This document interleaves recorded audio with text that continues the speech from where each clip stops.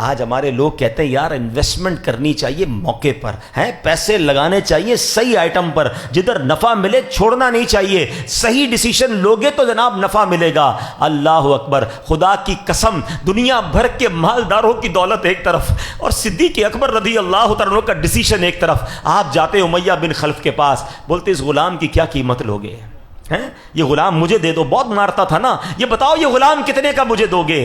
وہ امیہ کہتا ہے میں مثال دے رہا ہوں آج کے دور کے حساب سے 10,000 روپوں کا دوں گا۔ کہا ٹھیک ہے 10,000 میں ڈن ہوا؟ کہتا نہیں 20,000 میں دوں گا۔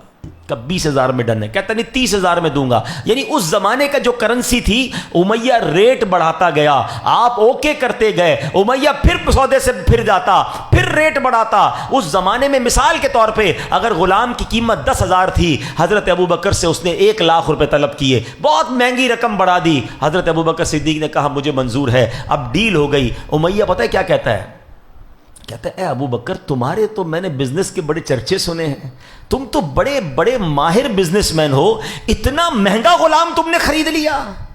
آئے ہائے، سنو حضرت ابو بکر کا جملہ، کہتے تم اس کی قیمت کیا جانو امیہ، تم اس سے زیادہ مانگتے، میں اس سے زیادہ تمہیں رقم دیتا۔ اے میرے پیارے اسلامی بھائیوں، وہ ہستی جو تپتی ریت پر بھی احد کے نام نعرے بلند کرتی رہی، وہ ہستی جس کو کافر مارتے تھے کہ اللہ کے نبی کا انکار کرو، وہ غلام ہونے کے باوجود اللہ احد ربی اللہ کے نعرے بلند کرتا تھا، جس کو حضرت ابوبکر صدیق نے خرید کر اب امیہ بن خلف سے آزاد کیا۔ یہ کوئی اور نہیں ہے، یہ بھی کسی اور کی بات نہیں کر رہا، ہم سب کے امام، عاشق کے امام، مؤذن رسول حضرت بلال حبشی رضی اللہ تعالیٰ عنہ کی داستان ہے۔ اللہ اکبر، یہ وہ لوگ تھے جو ایمان لانے کی جنہوں نے قیمت دی ہے۔